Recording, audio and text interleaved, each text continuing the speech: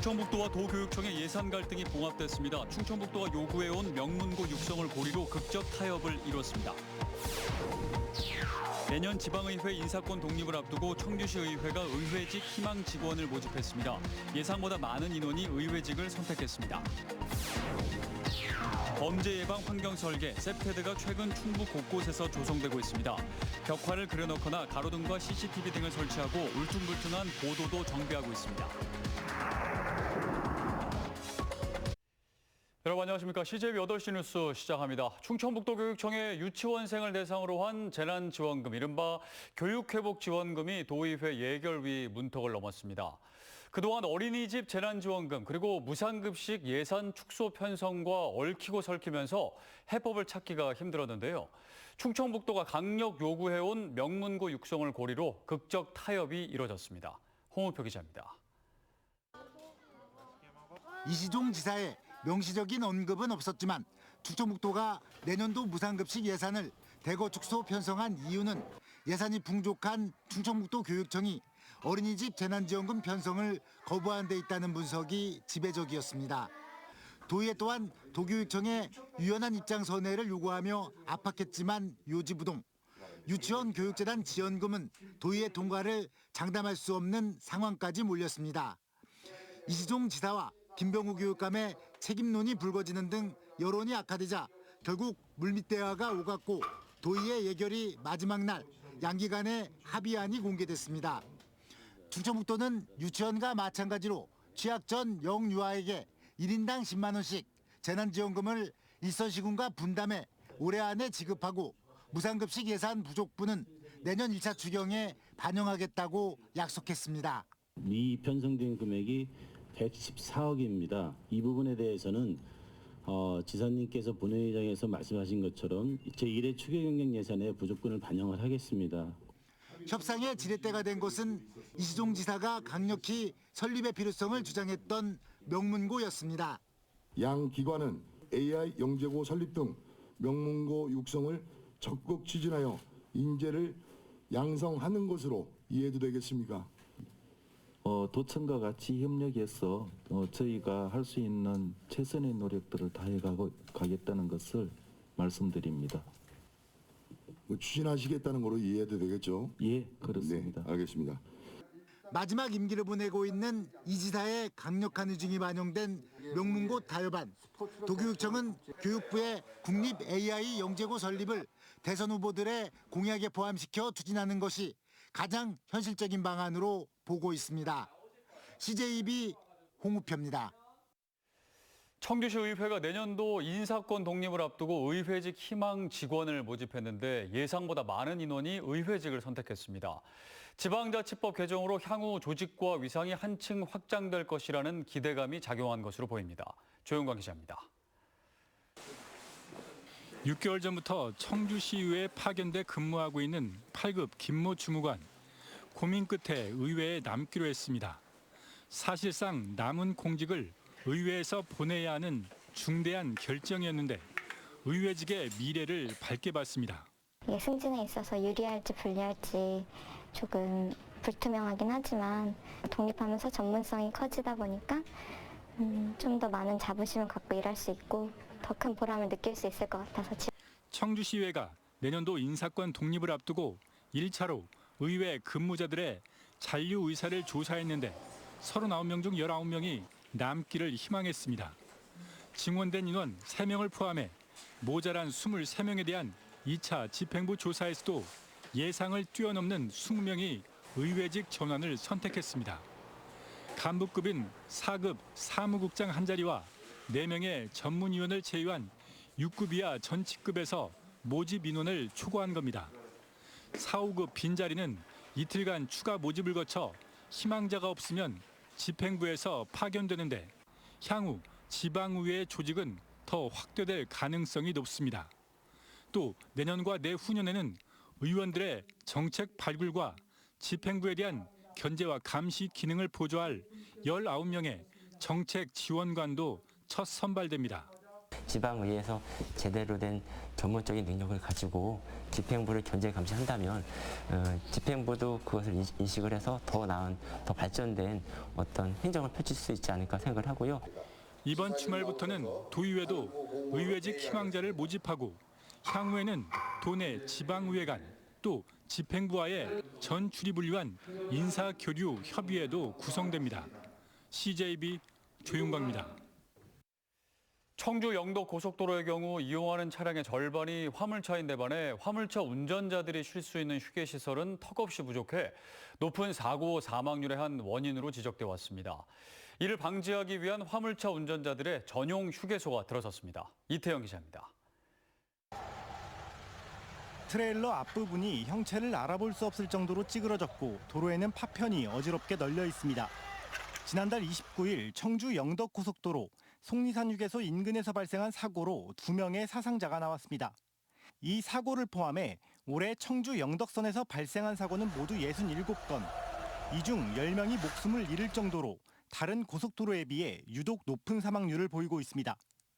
높은 사망률의 원인으로 지목된 건 화물차의 통행 비중과 휴게 공간의 부족. 청주 영덕선을 지나는 차량의 절반은 화물차인 것으로 조사됐지만 80km 고속도로 내에 있는 휴게소는 단 한 곳에 불과해 졸음운전의 위험성이 높다는 지적을 받아왔습니다. 많으면은 13시간, 적으면 9시간 이 정도. 이런 쉴 공간이 없었거든요. 졸음운전의 위험성을 줄이기 위해 청주 영덕선 내 문희 청남대 화물차 전용 휴게소가 만들어졌습니다. 화물차 운전자들이 잠을 잘 수 있는 공간과 함께 다양한 휴게시설, 샤워시설까지 갖췄습니다. 청주 영덕 간 고속도로는 기존에 휴게소가 하나밖에 없어서 화물차 사고가 많이 있었습니다. 화물차 운전자들의 휴식 공간을 충분히 확보하고 이에 따라서 사고 예방에도 많은 도움이 될 것으로 판단됩니다.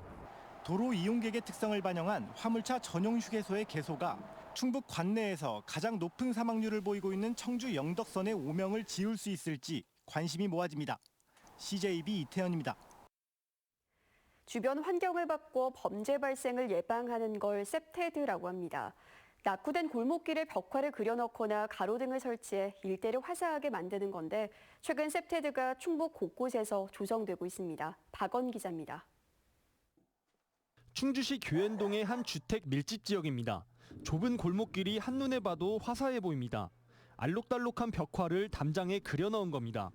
과거 이 골목길은 곳곳이 낡고 부식돼 음침한 분위기가 연출됐습니다. 늦은 밤 청소년들의 비행 행위가 잇따라 주민들의 걱정도 컸습니다. 하지만 충주를 상징하는 사과와 종댕이길 등 다채로운 벽화가 생기면서 지금은 불안을 덜었습니다.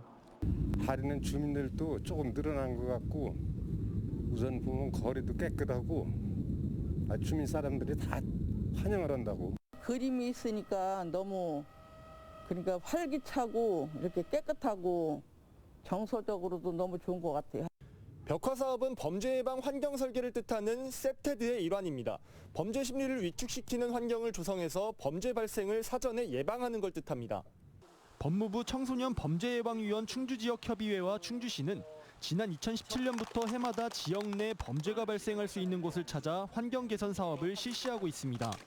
벽화를 그려넣거나 가로등과 CCTV 등을 설치하고 울퉁불퉁한 보도도 정비하고 있습니다.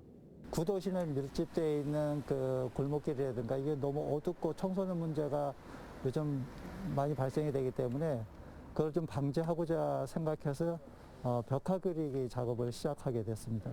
셉테드를 먼저 시행한 지역의 경우 그 전보다 112 신고 건수가 실제로 감소했다는 통계가 나오고 있어 셉테드 도입은 더욱 활발해질 전망입니다. CJB 박원입니다. 60세 정년을 넘겨서도 계속 일을 하려는 시니어들이 많은데요. 활기찬 노후나 노인 빈곤 문제를 해결할 최상의 대책은 바로 노인 일자리죠. 노인 일자리를 늘리기 위해 충청북도가 우수 기업을 선정하고 있는데 올해는 절반 이상이 진천군 소재 기업들이었습니다. 안정은 기자입니다.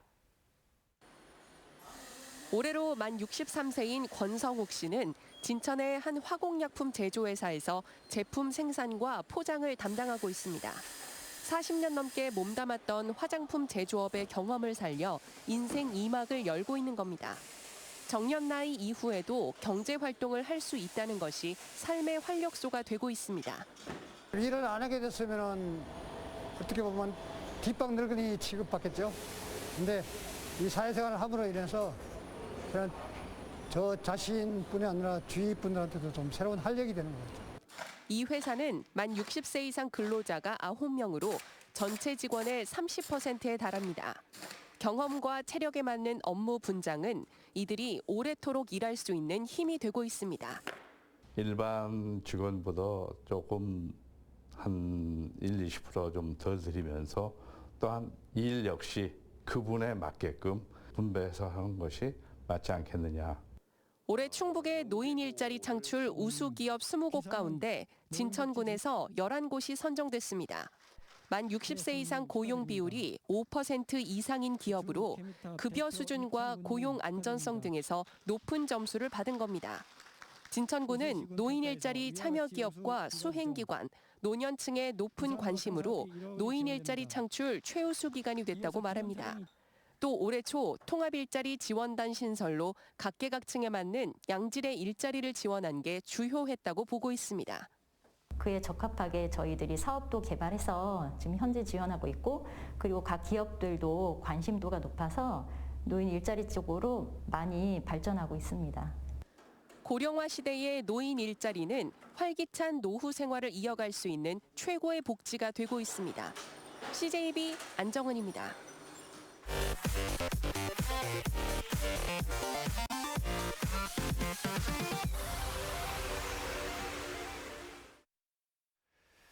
오늘 오후 4시 기준 충북의 코로나19 신규 확진자는 71명으로 집계됐습니다. 청주에서 34명, 제천에서 14명, 음성군 8명 등입니다. 지난해 2월 이후 충북의 누적 확진자는 9,967명으로 내일 중으로 10,000명을 넘을 것으로 보입니다. 3차 접종 부스터샷도 속도를 내고 있습니다. 충북에서는 오늘 0시 기준 23만 7천여 명이 3차 접종을 완료해 접종 대상자 84만 5천여 명 대비 접종률 28.1%를 나타내고 있습니다. 청주시가 코로나19 방역 수칙을 어기고 송년 모임을 연 유튜버 47살 A씨와 팬카페 회원 33명을 경찰에 고발했습니다. 또 모임 장소를 제공한 예식장 업주도 함께 고발 조치했습니다. 이들은 지난 4일 오후 5시쯤 청주의 한 예식장에서 당시 사적 모임 허용 기준인 12명을 초과한 인원이 모여 품바 공연을 겸한 송년 모임을 가진 혐의를 받고 있습니다. 더불어민주당이 충주 지역위원장 대행으로 맹정섭 전 지역위원장을 임명했습니다. 이번 대행체제 결정으로 맹정섭 위원장 대행은 내년 열릴 대선과 지방선거까지 직무를 이어나갈 예정입니다. 민주당 충주지역위원회는 지난 1월 김경욱 위원장이 인천공항공사 사장에 임명된 뒤 4고 지역으로 분류됐습니다. 제58회 무역의 날 충북기념식이 오늘 청주에서 열렸습니다. 올해 수출의 탑은 2차 전지 양극화 소재 분야에서 괄목할 만한 성과를 내고 있는 에코프로 BM이 8억 불 탑을 받았습니다. 또 광메탈, WCP, 국제종합기계가 각각 1억 불 탑을 받는 등 68개 기업이 수상의 영예를 안았습니다. 세종시가 2027 하계 세계대학 경기대회 충청권 유치를 위한 범시민 추진위원회를 발족했습니다. 체육계와 대학, 시민단체 등 100여 명으로 구성된 범시민 추진위원회는 유치 기원을 위한 이벤트 참여와 SNS 홍보 등에 나설 예정입니다. 이상으로 CJB 8시 뉴스를 모두 마칩니다. 시청해주신 여러분 고맙습니다.